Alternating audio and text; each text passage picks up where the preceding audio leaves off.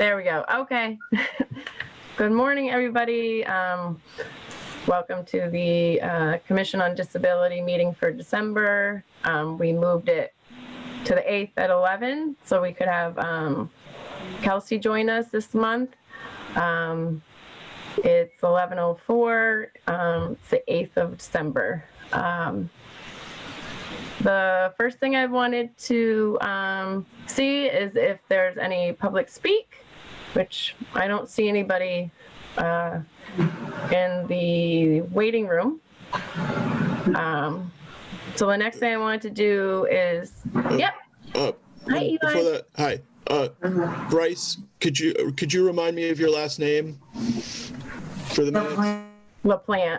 Oh, L-A-P-L-A-N-T. L-A-P-L-A-N-T-E. Yeah. E-N-T-E. Okay, got it. Thank you. All right. Okay. Okay. If anybody who was here last meeting, if they've had a chance to go over the minutes, or if you want to take a minute now, so we can look at them and approve them, that would be great. And then just let me know when you're ready. Yeah, I actually just noticed a few errors. On the middle part. Eli, you noticed some errors that you want to fix on your own? Yeah, well, I don't know how to. Is there an official version that needs to be edited?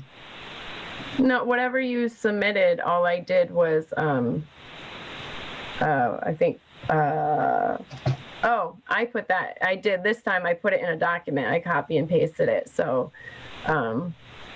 it's in everybody's email. I don't really, Jeff, I wrote to you about, maybe you didn't get it yet, about me having some training on how to use all of these fancy dancy things in the future, because I'm not sure how to do a lot of this stuff. Eli, do you have access to the shared drive that we have? I have not been able to get into it, no. I just got permission to it, so. Eli, I had given you permission, and there was an email that had sent out from Microsoft giving you a link. And so there are two separate links. One is with read-only access for everyone. Okay. There's another link that specifically went to the people who requested access. Yeah. And so you have to sign in or use that link from that email. If you, oh yeah, that's right. Okay. If you are having trouble, I can resend that link to you. But just in the future, save that email from Microsoft that gives you that link, because you'll need to use that link to get back into the folder. But when you're signing in, you can use your whatever email you already have. It doesn't have to be a Microsoft one? Or is that what we're trying to figure out? You have to use the email that the email address that you sent it to me on. That allowed. Okay. So, right. Okay. And that's going to be the email address that you have been getting other emails. Okay. I thought I was using the correct link, but maybe I wasn't. So if you could send it to me again, that would be great. Yeah, okay. I'll do that right now. So you should get another email in a minute. So then, Jeff, and then Eli, we don't approve the minutes then. We approve them next month after the corrections have been made? How's that work? I mean, I just reviewed them. I think they're suitable to approve with just, I mean, if there's just minor amendments to be made, yeah. There's a couple of misspelled words, so that's very fine. Those can just be corrected once they're approved. Okay. I don't know if Eli had other, actual changes to what was written. No, I just noticed a few minor errors. Yeah. So, what I'll make a motion to approve it with the correction of, minor errors, and then that would be fine. I'm sure. Okay. Eli can just make the change and then submit them to the clerk. So I'll move to approve the November meeting minutes with the minor changes to be made. Okay. I second that, and all in favor, that Ken? Aye. Yeah, that sounds good. Okay. Eli, just when you get access to that folder, the minutes that she sent over as the Word document are in the November folder for meeting agendas and minutes. So you can edit them right there. Oh, okay, sure, got it. Bobby, Yeah, if you, Bobby, do you approve the minutes? Yeah. You Yeah. do? Okay. Just checking in. Yeah. Okay. No problem. All right. Hi, Bryce. Hi. Glad you're here. Okay. Sorry, Kelsey. no, it's okay. All right. I was just going to say, Eli, if you need any help with it, just let me know. I'll send you the link. Thank you. Okay. Awesome. I thank you for you two working on that as well, because I'm probably gonna need help. Okay, so as far as new members, we did have somebody that was very interested. They worked at a mental health place, and then this morning they contacted me and said that there's a conflict with Tuesday mornings, so they're not putting in their application as of right now. So kind of sad about it, but they will keep in contact with me. So have any of you guys, because I know one of the things on our list was to like recruit. Have you heard of anything or anybody that might want to join? No. Okay. I think that the tricky thing is timing. And I think eventually the discussion of, like, I know for me, if we continue to have them on Tuesday mornings and we have to be in person, I won't be able to do this going forward unless it's at a certain time. So Yeah. I think that's the issue we're going to run into. Yeah, we've talked about that because it's really good for a lot of people. And then if we change it to like evening to make it good for other people, it's not good for like Bryce and Bobby couldn't come, or some other folks. So yeah, that's always on the table. So when it's in person, is it after hours that it has to be for you? It would have to be earlier in the morning, or it would have to be later in the day, like more towards the evening. When you say early, do you mean like 7 or 8? Between like 8 and 9, or between 8 to 9:30 in the morning. Okay. So, with potentially slight leeway on Friday, but that'll make it trickier. Right. Angelique, the person who said they had a conflict with Tuesdays, were they otherwise open to potentially Zoom meetings on other days? Is that how they phrased it? Oh, no, but that might be. I can write back. I had made a post on the Easthampton page under my name, and she responded right away. Was very excited. You know, she was a little. I think what would be, maybe I'm missing out on this, but I had to kind of just say, "Oh, go find the application." If there was. Is there a way for me to just have like a copy and paste and I can send people the application? Because it took her like a day or two to find it, which Yeah, awful about. well, I think you would want to be talking to either Zoe or Lindsay in the mayor's office. If you had a new person who needed the application, they could give you that. Okay. I think that they're probably they might be the ones to assist with more training as well. If that's one of those questions. I guess I'm not suggesting that we jump to changing the meeting day and time, but I think if that were like the only constraint, then it might be worthy of a discussion here. It is complicated to change the meeting date because everyone's got to kind of really look at their calendars and all that stuff. But to Kelsey's point, I will just say my professional opinion is that we're not going to be going to in-person meetings for quite a long time. Right. Like next spring, next summer at the earliest, if that's even possible. So we should be able to keep these virtual meetings going for quite a while still before we have to potentially shift to accommodate another schedule. So I don't know if that was the only reason the person said like they couldn't do it. Yeah. They were qualified and really interested, and maybe we bring a discussion next time about maybe trying to change. I just wrote to her to ask that, to get some more information. So, okay. All right. One thing that I was going to do is also send the Easthampton. I'm going to email you all the application form. It's right on the website, but it is in a weird place. The problem that I'm seeing with it, just as an FYI, is that it's in an inaccessible form. So that might limit disabled citizens from participating if they can't access the document. Okay. What's it? So just an FYI. What does that mean?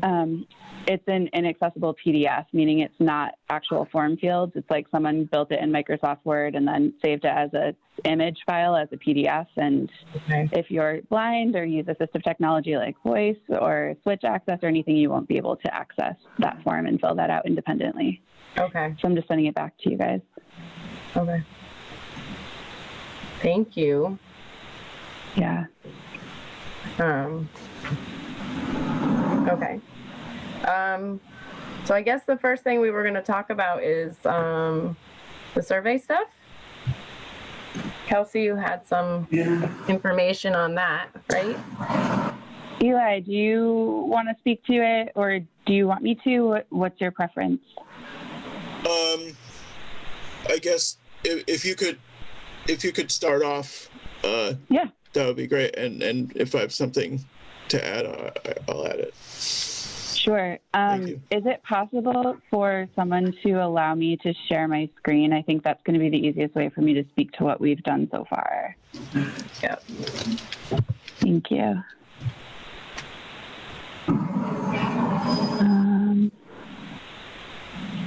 Thank you. Awesome. Okay. So when my screen's available, just let me know.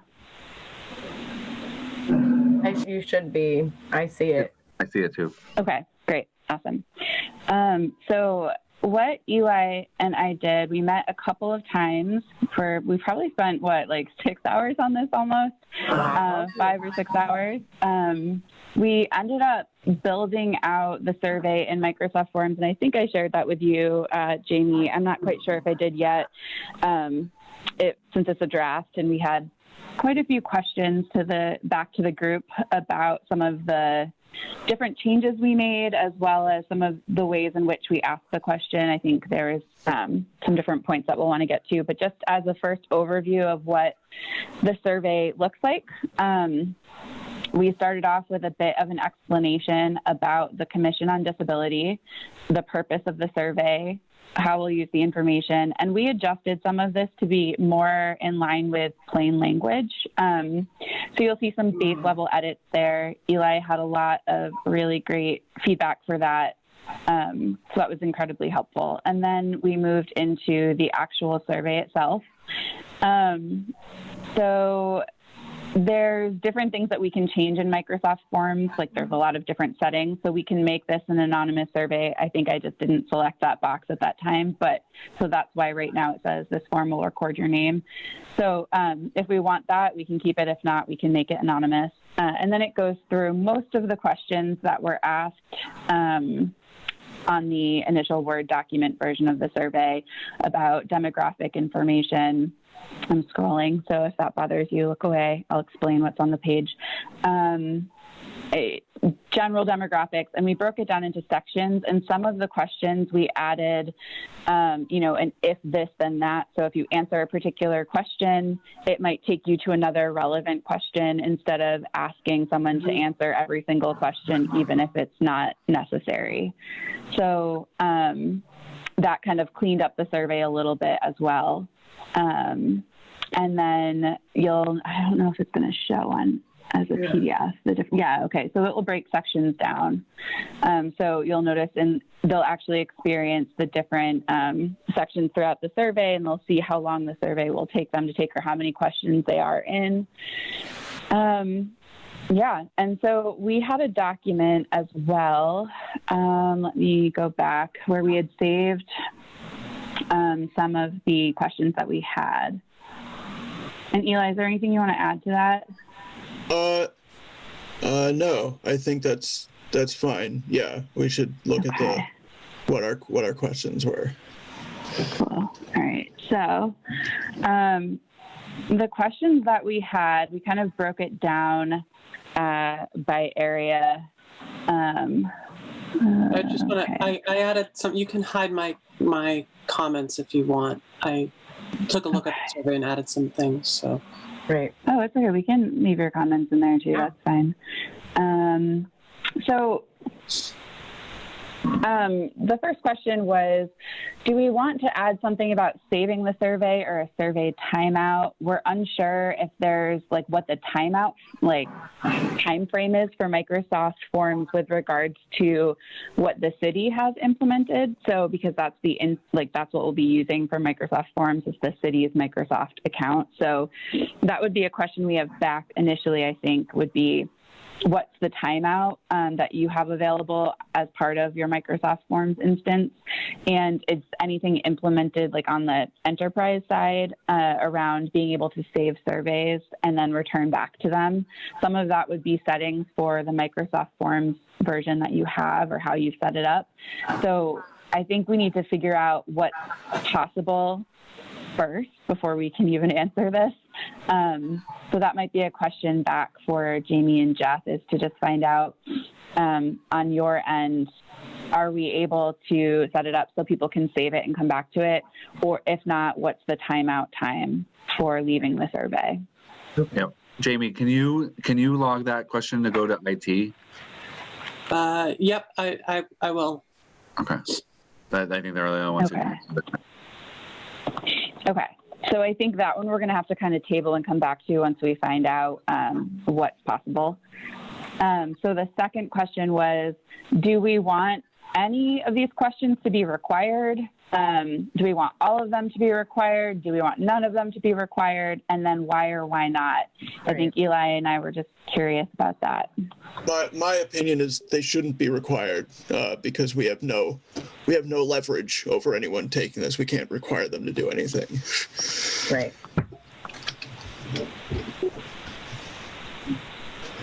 Any other thoughts on that one? No. No? Kelsey, Okay. Kelsey, do you have any experience with what a person taking the survey would want to have as an option? Like, would it be more appropriate to allow someone to skip a question? I personally agree with Eli in this one. I think for a few reasons. Like, there might be some reasons why you'd require something specifically for a form, but because this is entirely voluntary and we are asking somewhat personal information, even if it's anonymous, I'd be more inclined to say that we would want to just let people pick and choose what they want to respond to. I think the only reason we would require certain questions be answered is if we are really seeking particular data for a particular purpose. So like some of the radio buttons, like the pick and choose, like yes, yes, yes, yes, no, or this certain choice. If we're really looking for certain information that would guide different types of decisions, then yeah, we could require it. But I do think because this is the first time that we're doing this, we want as much engagement as possible. So I think if somebody doesn't want to answer a question and we're requiring it, I mean, I think we have to assume that they're just not going to fill out the survey at all. Right. So it's like, do we want to throw out all that data? Right. Yeah. I mean, based on that discussion and the input, I mean, I think I have no issue with making them optional as well. Right. Same. I guess I would just be curious if someone fills out the first 2 pages and then quits, how much data do you need from the survey before, or I guess at what point is the survey, we didn't get enough data for it to be helpful? Are there demographic information or things like that we want regardless? And maybe I'll just pick or choosing a little bit, but I wouldn't know which ones are the most important. Right. So yeah, I think that's the part that the team kind of needs to definitely determine is like when you typically see required information. I think to Eli's point, it is true sometimes forms, and this is a rather lengthy form, so the reality is someone could abandon it regardless of whether questions are required or not. Right. And so I think that's something that we might also be dealing with, is because it's lengthy. people might abandon it halfway through regardless. But I don't believe you can submit a survey on I need to go back and confirm this, but I don't think you access the submit button until you get to the end. So I don't think someone could necessarily be halfway through and immediately submit. They'd have to find their way to the end, but it would, of course, it would impact the data, but I guess it's more of the question to the team is, and that was the question that Eli and I kind of worked through, is what exactly is this survey serving the purpose of? What are we trying to do with this information? And if it's really to get a pulse, I guess, to just kind of see what's going on, hear some feedback, then, that kind of leads me to, let's leave it just not required because we'll get information we get. But yeah.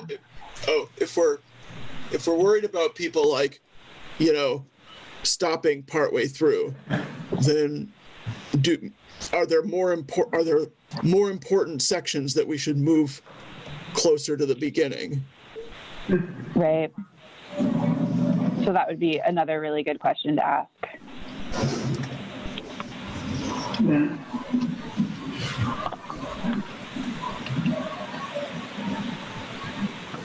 I'm just making a note of it.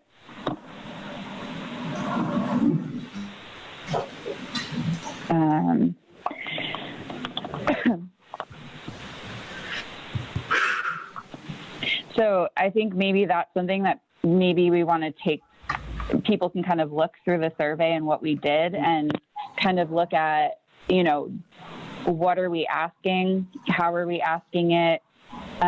Should we restructure it? And if we restructure it, does that change our answer about if they should be required or not?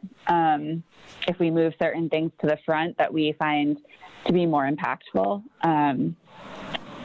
if people have time to go through and look at it and kind of get a vibe for questions 2 and 3, that might be helpful. I would imagine that is there a way to make some questions required and some optional? Yes. I mean, once we send it out and we test it, whether we test on ourselves, are we going to be able to put an estimated time on the top or something? Would that be helpful? It will, what it will do is, so it has a tracker of how many questions you are through the total number of questions. I think part of that's because they went that route, because the amount of time it might take me as a fast reader might not take the same amount of time for someone who reads at a different pace. So I think instead it kind of gives you the number of questions you are through the entire thing. And then what it will give, Jamie on the other end, she'll be able to see the analytics about the average time it takes people. But again, that would be average. So yeah, but it will have a tracker. Okay.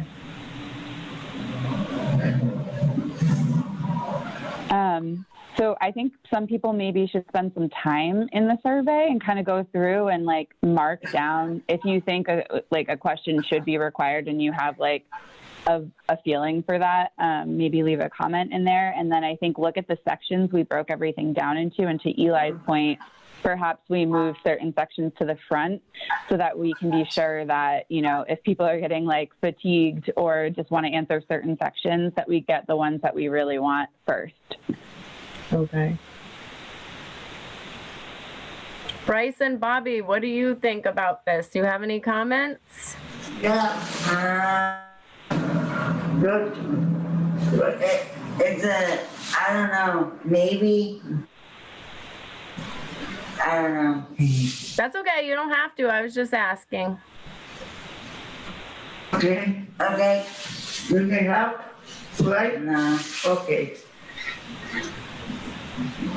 You want me to speak up? If you want to say something, you can. Go ahead. How are we doing today? I'm doing great. Yeah. How are you doing? Okay. You're doing okay? Do you guys remember the survey at all? No, it's been a while. That's what I thought. So it has been a while. So the survey is something that we're making up so we can send out to people that may have disabilities or may know somebody with disabilities, so we can find out what kind of help the people in Easthampton need, where we're missing things where people might need help. So if you guys think of anything, you let us know, because we're making up the questionnaire right now and over the next couple of months. Yeah, and you can look at it after the outside of the meeting as well. Yeah, we're gonna talk to Sarah about helping you guys look at the questions after the meeting and in between the times that we have meetings to see if you have any opinions on anything.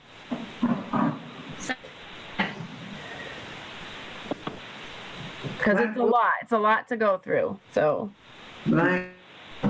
But it's important work. Okay.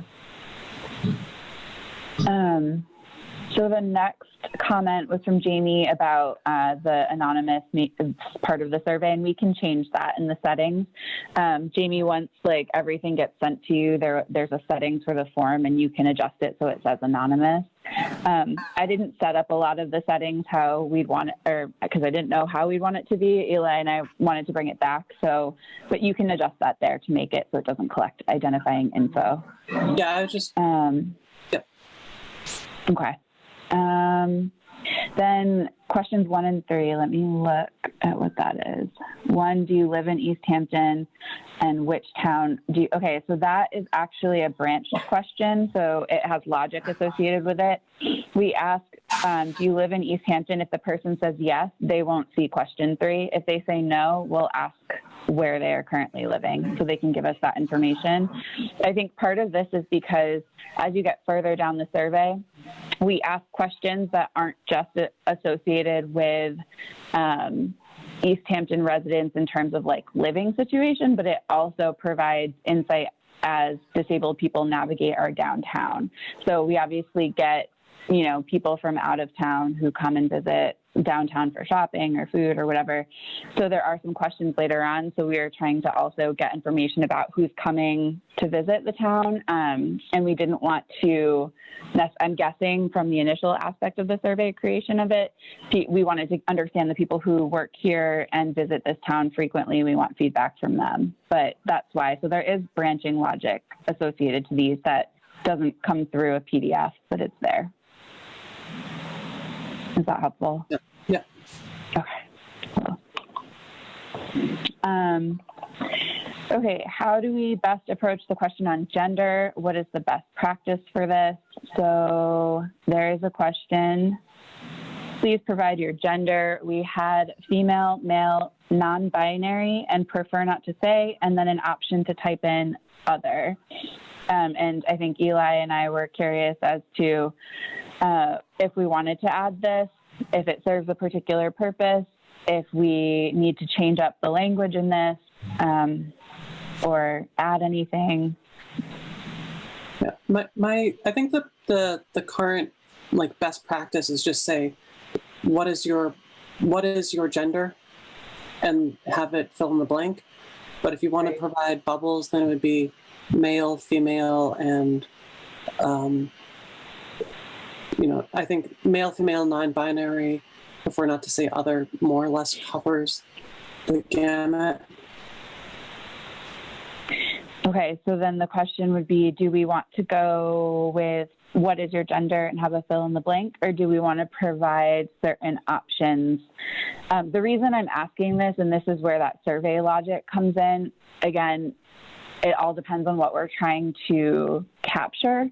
But if we do have the option to select certain genders, then what we can do is start correlating. Are we noticing that people who are male or non-binary are also reporting feeling less safe in our community in general? We can start also adding correlations that might be related to disability or not, but that's where some of the data could or could not be helpful. But I think that's the question to the group, is if we have people just kind of type in, then we won't have access to that type of seamless data. But if that doesn't matter, we can do fill in the blank. Yeah, also that's stuff that would affect if we're doing the analysis in the Microsoft environment, but we can also always pull it out. Yep, you can theme it. Analysis somewhere else, and then we could do whatever we want with the gender field. Yep. So that's kind of the question now is, do we prefer to have a fill in the blank, or are we preferring to provide options to utilize the data analytics within Microsoft, or do we want to kind of draw certain conclusions if we need to on our own in another way? I would suggest not filling in the blank. I think having the pre-populated forms with one that is some kind of doesn't like the non-binary. Yeah, you have the box, the other. I would just, because I think if you go into fill in the blanks, you're gonna then be, I don't know what the process is with forms, but if you're gonna have to be manually putting in data to have it input, I think it'd be a challenge. Right. I don't know. I would be hesitant. I gotta try to also think about the back end of once you get all this, make it as easy as possible to see the data and compile it. That was just my 2 cents on that one. I mean, I think what's there is fine. It recognizes that there is a variety of gender options, and it gives people who don't identify as female, male, non-binary an option to put something else in there. So. Okay. What is the consensus we thinking then? Are we wanting to kind of stick with how it is? I would prefer to stick how it is, just because I don't want to isolate anybody out. I hear what Jeff's saying, but that there's a lot to sort out, but we have no idea if anybody's even going to use the box, so there might not be a ton of information to filter through on the other side. I don't know. I just don't want to isolate anybody out. So you're saying that you are thinking how it is fine? Yeah, I like how it is. Okay. Is that consensus? Yeah, I think that Anybody way too. else? Sorry if I misunderstood. I think that would be a good way to list it. Okay. There. Okay.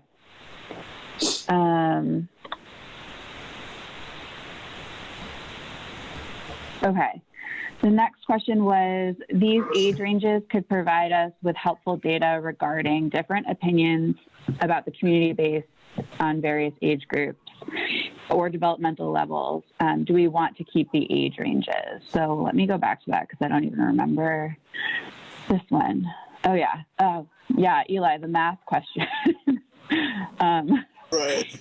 So we were kind of going through this, and we know that some people might be filling this out on behalf of a child or an adult who needs support with filling it out. And so the age ranges, the filling it, like the independence for filling it out, might be varied among different groups. So we just wanted to make sure that we were being inclusive of different ages, but I think we were also curious about thoughts from the group on these age ranges. We kind of went by school ages, but yeah, jump in, Eli. Yeah, also, I mean, I was wondering what were the logical break points between the ranges, right? Like what are the stages of development or something that we could separate? And that's where what we ended up kind of doing was, the birth to 5. So the early years, and kind of got into school age years with elementary, then middle, then high school aged. And then we got post high school community / college / working. And then we just moved out to kind of follow suit with different age ranges past there. And the 65 years of age or older was kind of the realm in which people started qualifying for additional state and federal support. So we added that part there, but there might be other breakdowns that people would prefer. I guess when I look at that, I just was again, just having it, how old are you, and having a blank. just then we don't have to worry about what age is. And when you do the analysis, you get, we can lump people however it makes sense later. But I think when you start to do the age ranges, it doesn't, I don't see the point to aggregating, the way they are. It doesn't, I guess I don't see what the benefit is to having the age range as opposed to just specific ages. So I think some of the questions that we had around this was because the level of support that people receive who have disabilities at different ages is totally different. So if I'm under 5, I might be getting support from, and my family might be getting support from more of like a maternal child funded support system, like early intervention, versus a school-age child who'll be receiving support from their school through an IEP or something else. And then, so if we're getting that data in the background, then we're understanding, okay, what's the greater impact, or like what's the general age range of people, one, who responded, but what's the impact that we're noticing if there's any correlations to age range, like, oh, we're noticing that 19 to 30 is a really tough time, and we can correlate that with, okay, that's when people have left school or are about to leave school, or like the K-12 system, and they're moving into the community, so where are community resources at, or they're going to college, how are our support systems for that, do we have any support systems for that? And then I think each age range kind of has not just state and federal support that in different ways, but also how they access those supports would be really informative, potentially informative to us. So it goes back to the question of, we could put in, how old are you? I think it just gets back to when you look further in the survey, we ask a lot of pretty pointed questions about experience in the community, and some reference schools, some reference working. And I think that would be really helpful to know if there's any correlation between age and then what supports exist and what the challenges are. But also, if we want to sort through that data, we totally can. Yeah. I mean, also, I think, like, we could do that breakdown in the analysis, but I think you thought, like, Microsoft wouldn't know how to do that. It wouldn't be able to recognize a numeral as a number. Right. It would, if they typed in like 22 or 72, it would be us going one by one, pulling like general age groups, but then also correlating. Because again, what are we using the data for, right? So if we want to go back through those different age groups and start pulling out, we're noticing that, like all of these certain age groups are saying they don't have support in this area, or that they want more support, or they're enjoying the support. I mean, it ends up being how much data farming do we want to do individually versus like have the logic do for us and with us, so that we can go back to the area where it's noticing some sort of like difference that matters, and we can kind of tear that apart a little bit. But it's really up to the group. You can do it either way. There's really no way to get to have like a field that is meant to be a number. Oh, we could put, right, it would be like a text box. So it wouldn't be aggregated into, it would have to be themed data by a human later. It wouldn't recognize it as like, exactly. So it'd just be a general text box. Yep. That's dumb. All right. Well, then I would recommend that we add more age ranges, just because I think the way that it's heavily weighted right now, basically, if you're under 18, but then the last 19 through 65, I'd break those up and I would keep going past 65. I think that there are, elderly people who, if you're 65, you might have very different needs than if you're 75 or 90. Mm-hmm. So we can add more on the later end too of this question. Anybody else have thoughts on that? You can't do like a drop down thing with like just all the ages. Right. Well, then it can't do that correlating piece, I think. Oh, you're right. Sorry. Yeah. Well, it should be able to. If there's a drop down that has ranges. Well, even if it's just one, even if it's just 1 through 100, it would still aggregate all of the people who say they're, 64 will be put together or yeah. But it won't do the aggregating that you wanted to see, where if there's a range of individuals between the ages of 30 to 50 that are having difficulties, it would show everyone who's at 31 and everyone who's at 37 and everyone who's at... I mean, honestly, it's not about my preference. This is kind of I think we should do whatever the group kind of thinks. I'm just throwing out the ramifications from a data perspective, but I think there's no wrong way to do it. I think we can just kind of play around with whatever makes sense to the group and who wants to do the data farming and what that will look like. And that's really the only decision. So if we want to add more ranges or if we want to check if there's a drop down, that's totally fine.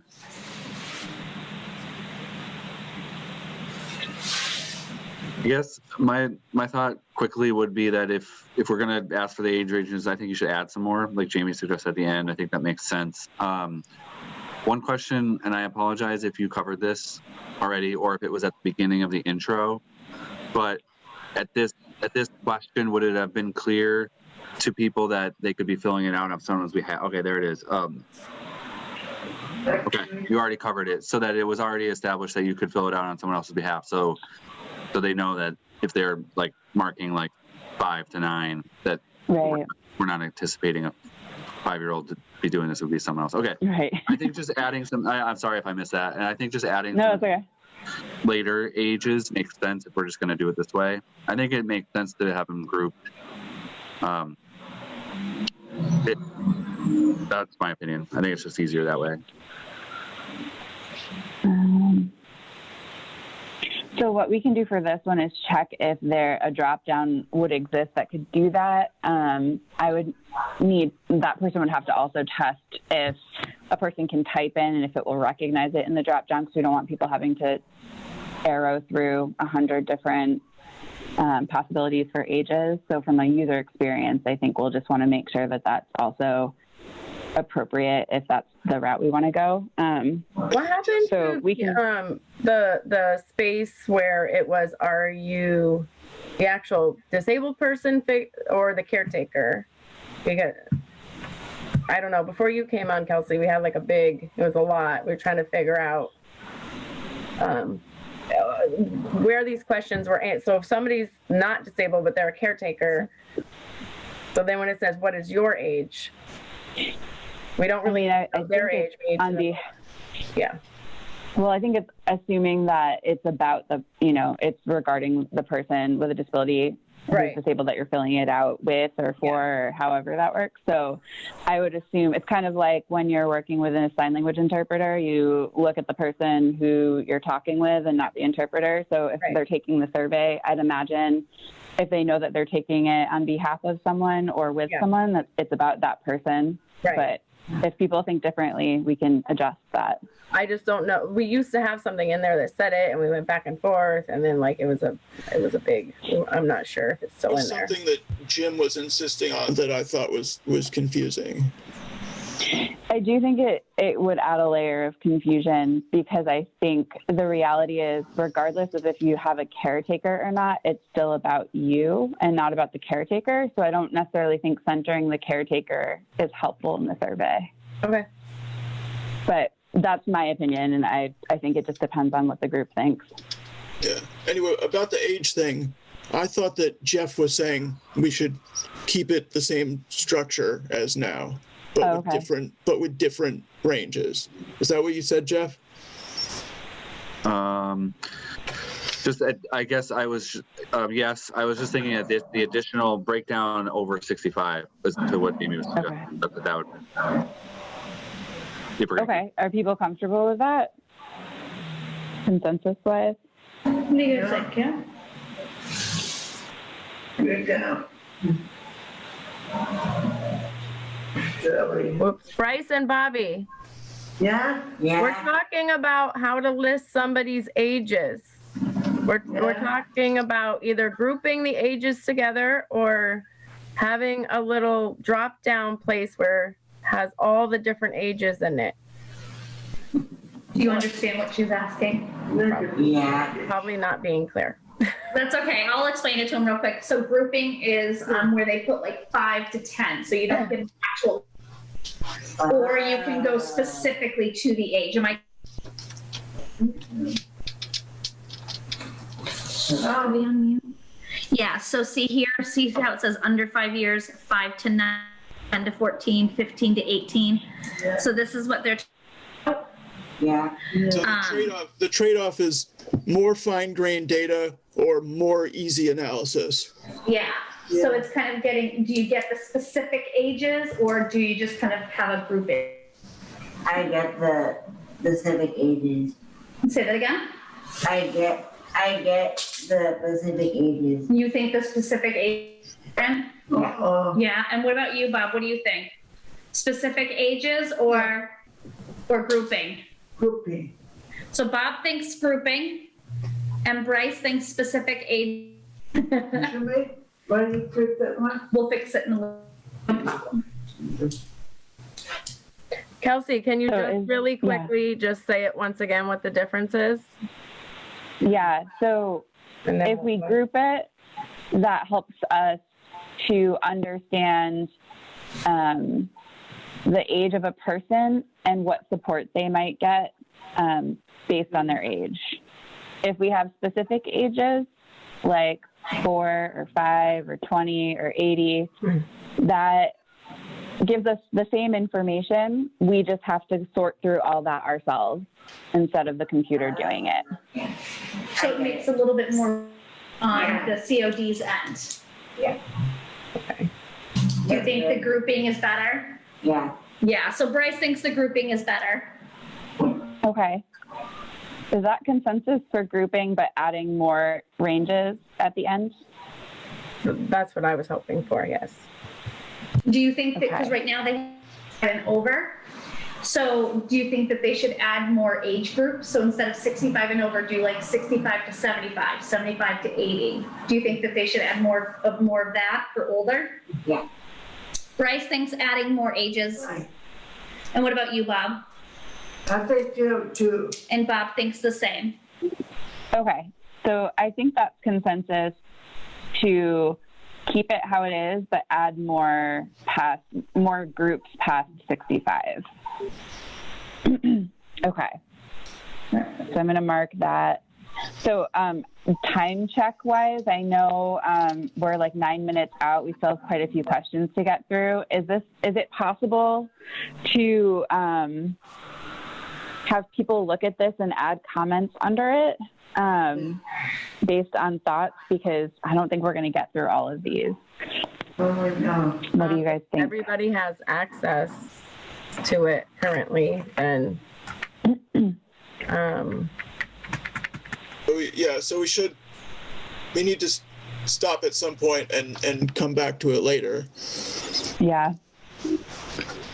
And I don't know if there's any additional things for the meeting, but maybe if people can kind of go through and finish up looking at it, and then we can regroup on it next meeting to kind of finalize any changes, then I can make the changes on the main form and send it back to Jamie, and then we could look at it one more time as a group just to make sure that it's reflective of what everyone's thinking. I just had one question before we depart and look at this independently. I really would say at the beginning of what I'm going to ask is, I'm not a survey expert, so it's a question about the structure, which I think we raised as a question, whether there's merit, whether there's value of moving up some of the key questions up to the top. Like, I don't know if there's like a proper way to do a survey. I know that there's probably some important data with people's race or ethnicity or age that relate to disability, so which disability they may have. But would it be better to have some of the most critical data up front? Like, I don't know where we fall on that. it's a lot of questions. And so if we do get someone who doesn't finish, you know, will we have gotten the most important data we could? I don't know. That's one of the questions I was struggling with, understanding what do we want to kind of bring some of the important questions up to the top and do some of the more accessory information later. I do remember, like on other surveys I've taken, the demographic stuff is usually at the end. Yeah, I've seen it. It's definitely like both ways, right? So I've taken a lot of surveys that all the demographic stuff's at the top, and you're clicking, and you're kind of like providing like really not critical information to the purpose of the survey, and then you get to the middle, and then by then you're tired, you know. But I don't know, Kelsey, like what your experience would be, or anyone else, if that makes sense or not. So I think part of this is like, what is like, this is essentially a research project, right? Like, so what's our main ask? This is broken down into 3 sections, right? The first one's more of the demographics. The second one is specific to living in Easthampton with a disability. And then the third is around disability discrimination. So I think, like, if our greatest question is about residents of Easthampton and the impact our community has on their ability to seamlessly navigate and like feel like they belong here, I think that should be first. And I think it would be totally fine to put the demographic questions at the end. And if we want to rework sections, we could, but I think they are pretty concrete sections. So if we wanted it to be living in Easthampton with a disability, then disability discrimination, because there's some important questions here, like have you experienced bullying or harassment, because that's very much related to our community. And I think there's some questions around like how different places in the community handle things like that, that might be really helpful for us. And then we could put demographics at the end. So the only other thing that I wanted to talk about during this meeting, it actually applies to this, is like the open meeting laws, the emails, you know, what can we talk about in between, what, you know, if people have subcommittees, whether or not we want to have more than one meeting a month, because 1 hour a month is really leaving people powerless to do anything. And so, if we could spend the last 5 minutes kind of chatting about what we want to do, because Kelsey was thinking that the subcommittees sort of could make some decisions to go forward. If they can't, then like, is there emergency meetings? Like, how does this work? Because we have to wait so long in between meetings to make decisions. Well, the rule of thumb is like the phrase, like making decisions, that's like a, you know, you want to have those be done at meetings. Right. The research or piecing, like, so continuing to work on the survey, you know, are all things that could happen outside of a meeting or in a subcommittee. But like making decisions is the kind of thing that, as a rule of thumb, that's the kind of thing that you want to have happen at meetings. You know, I know we had a back and forth about social media use, and I thought that some of those conversations started to snowball into like kind of policy type discussions that should not, you know, it would be better to have happen at a meeting. Mm-hmm. It's hard. I mean, I think one of the things is waiting till the end of, like, waiting till right before the meeting to pick back up what happened at the last meeting is hard for everybody. So finding a way to chip away at action items in between each meeting, that's one of the hardest things that any committee deals with, is how to get progress in between each meeting. Right. So, you know, emailing, again, as the rule of thumb, it's really intended to just be for scheduling purposes. I mean, there's leeway, but it's not too difficult to get into like the discussion mode. So keeping emails to the committee as a whole for scheduling purposes is the ideal scenario. And then a subcommittee can work, and then usually the subcommittee presents findings or questions back to the full committee at the next meeting. I mean, that's why committee work kind of takes a long time. So if there's like, if we're aware that this is an issue, and I know there's been some questions like that, Angelique, you've put through around how can we do more education in the community. Is it possible to have a subcommittee on community engagement, and that could kind of cover social media, et cetera? And if they can meet more regularly, could we outline for example, what are the days every year that we want to highlight as a group on social media? Like, I can think of 4 or 5 right off the top of my head that would be really great opportunities to say, hey, let's share this on whatever social media makes sense, and be able to kind of draft in that subcommittee ways of communicating out that we can then bring to the larger group, since we only meet once a month. Yeah, I think that approach sounds totally good and fine. I mean, and I saw the questions. I mean, technically I'm only a member of this committee, so, I'm just struggling with my role. I am the city planner as well in the planning department, but the questions about can the commission have its own Facebook page or social media presence, those are not questions that I can answer. Those go to the mayor. I do think that it's not a clear path for, the city has been working on getting a city Facebook account, so as to consolidate some of the social media presence into one place. So I was hesitant to put all that in email because it sounds harsh sometimes in email, but I think the approach you just laid out, Kelsey, would lay out these key dates or programs, and then there has to be a conversation that's not with the city planner, it's more with the mayor's office, and funneling those to the city's Facebook, to funnel it to the city's presence is going to be probably the path I would expect you to hear about, rather than having, because if every committee made a Facebook page, we would dissolve kind of into like a total random set of city Facebook accounts, which I think there has been an attempt to consolidate that to the city of Easthampton one. So, sorry. Go ahead. No, go ahead either. That's also, fine. I don't think most people realize like how much work it is to maintain a website or a social media account or something. And like, we don't have the manpower to do it properly. If it's just one city account, that makes much more sense to me. Yeah. And I just felt bad because the last conversation was, we had our meeting and then there was a series of decisions or discussions about social media posts that happened in between the meetings. And I just felt like I wasn't in the best position to be making bigger decisions.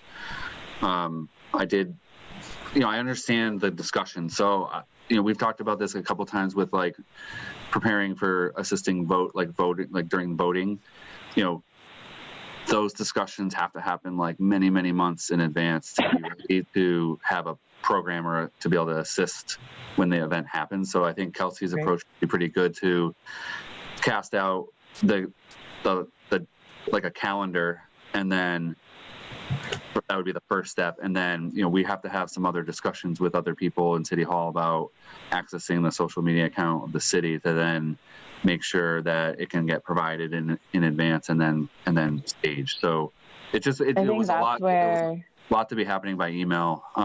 And I didn't feel like I was the ultimate decision maker in some of that stuff. Kelsey, but also like subcommittee meetings, if they have certain members, I think I have to post it and put an agenda and everything like that online, right, Jamie?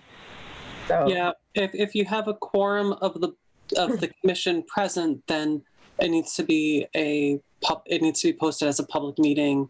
There needs to be. What is that number for? So it's going to be dependent. I don't know what the total number of members on the committee is right now, but it's going to be 51%. So I think there's 6 members. So if there's 6 members, then it's going to be 4 would be quorum. So if any 4 members or less.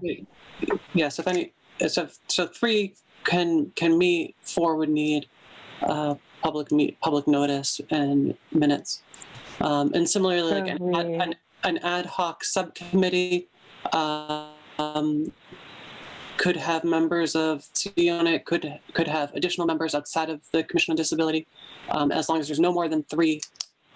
As long as that, as long as it's not a quorum of the commission, then you can have this ad hoc subcommittee. But as soon as that ad hoc subcommittee starts to have for members of the commission on it, then that becomes its own subcommittee that would need its own notice and meeting requirements and then not be able to say all these things through email, right? Stick to.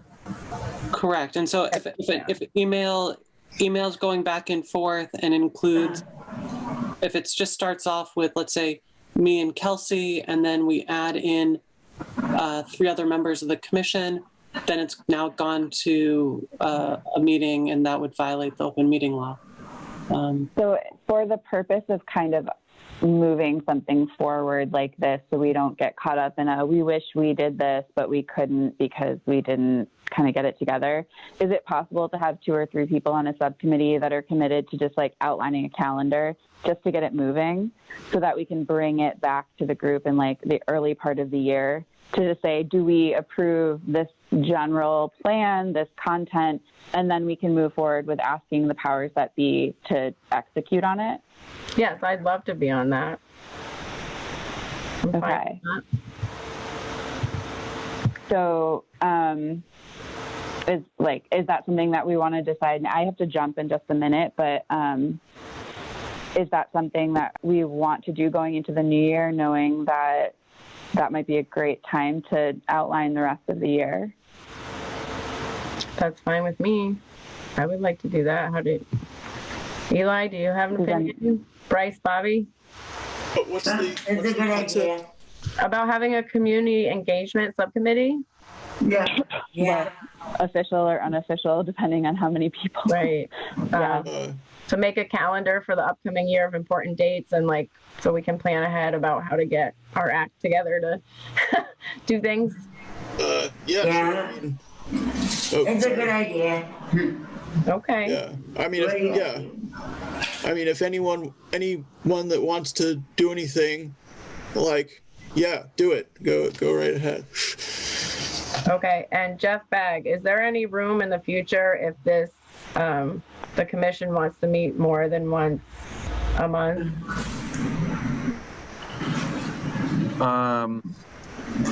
I mean, it's a couple step question. It's the availability of all the members to be able to do that.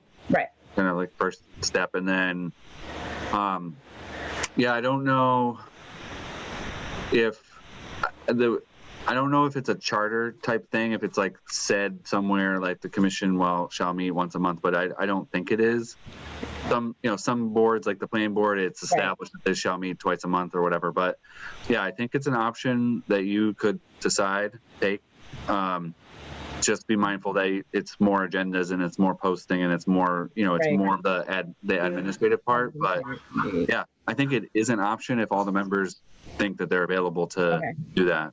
I think the way it's worded is at least this many meetings. I think we went over it like a year or 2 ago, like at least 10 meetings or something like that. Yeah. Okay. Are there other things that people want to talk about before we adjourn? I think I'm mostly curious before I do have to jump, but before we end today, if there are 3 or less people who want to kind of jumpstart the calendar so that they can get moving on that after the holidays and maybe bring that to the table in January or February, just so we don't lose sight of that. I don't know who wants to do that. I will try to figure out who wants to be on it and get it together. So is Jeff still a part of the commission?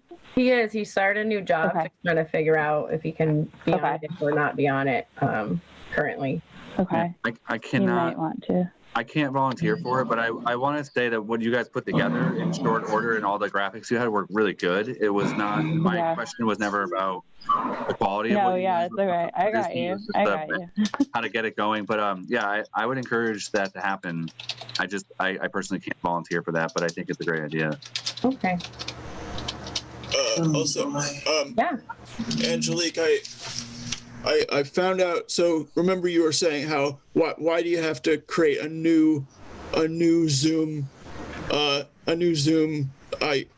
link every time? Yeah. So apparently, like, Zoom doesn't really have very good security features, and so that's so like that's so like you don't have the same link hanging around that people can find and break into our meetings. Okay. I wish people would break in and come talk to us. I mean, I think that's the cart before the horse. Hopefully, if we can get out of our own way and start telling people that we exist, that's how they'll show up, right? It's hard to join something you don't know. No flashers, but you know, other folks that have good ideas. That's good. Yeah. Okay, so our next meeting is Tuesday, January 7th, is it? Is that, am I making that up? You are making that up. Okay. The first Tuesday is the 5th, January 5th. I knew, sorry guys, I have a new phone and I don't know. It does what it wants over there. Okay, Tuesday, January 5th. 10 a.m., right? 10 a.m. Yep. Okay, so is there anything else before we adjourn? No? All right, it's 12:09. I'm gonna make a motion to adjourn. Second. Anybody? I second. Okay. Everybody wants to adjourn? Okay. All right, we'll be in touch then. Thanks, Thank you. guys.